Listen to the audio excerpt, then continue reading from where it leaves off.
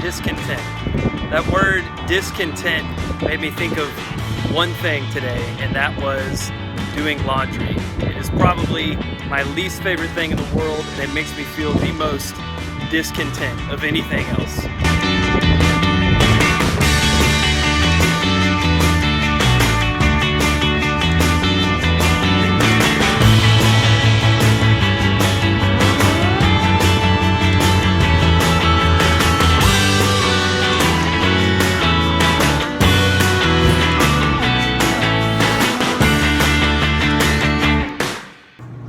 Today is all about holy discontent and this idea of just being tired of being tired.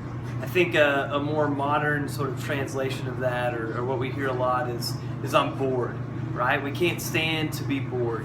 I hear that all day today. It's one of those cloudy days. We don't really get to get outside, and we're in the house all day long. My kids are bored all the time. And so we deal with that a lot in a lot of different ways, and in small ways, and sometimes they become sort of drug out over more time, and we just get this feeling like we're missing something. There's something that's just not right. It's not there the way it's supposed to be. We start to get content with just that feeling. We don't really deal with it. We just sort of live with it. And if we live with it long enough, we just sort of fall asleep to it. That's what the reading today was all about, was just falling asleep to those things that are just okay, and how that makes us feel, and how we, over time, we just stop struggling against it, and we just live with it. Whatever that feeling is, whatever it is that we know just isn't really right, we try to fill it with all kinds of things. And unfortunately, the first things we usually try to fill it with are things that are the temporary fixes that will maybe satisfy us for just a little bit.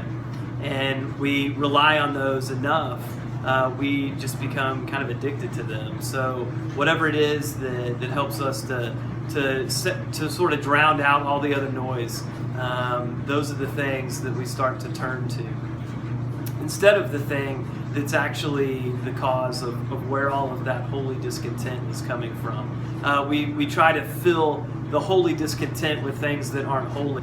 And this is a pretty good kind of segue today for me, because I've been in that place, and it's been really recent that I've been there.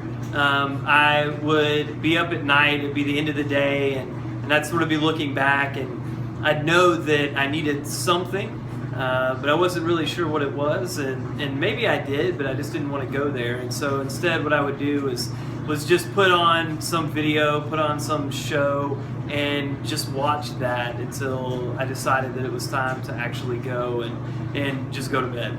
So one of the reasons why I'm doing this, I'm making videos, is because I figured out that with a little bit of help, maybe what I needed to be doing was actually making something. That was where my discontent was coming, because I just wasn't satisfied with filling my time with something that was just for me, and was really me trying to be entertained, when really that's not what I needed at all. And what I figured out was what I needed was, one, to think a lot deeper about the stuff that I was reading, the things that I was thinking about, and then just sort of sweeping aside. But then also some way to put something out, to respond to that. And that's what this has been for me, is a chance to respond to that holy discontent that I felt. That feeling that there was something that I should be doing, but I just wasn't doing it. We were asked to finish this sentence. The thing I'm really longing for in my life is ... And as I've thought about it today, I think the thing that I'm really longing for in my life is something that has a purpose, something that is bigger than just getting through the day. That sort of lull to sleep that I've felt has been that, you know what, this day is pretty much over, it's going to roll into the next, and that's okay. That there wasn't really anything that stood out in that. There wasn't anything that made it really meaningful or purposeful. Got some things done, did the things we were supposed to get done, but then at the end of the day, just feeling like it wasn't really enough. And so maybe there was something else. Maybe there was something else that I could have done.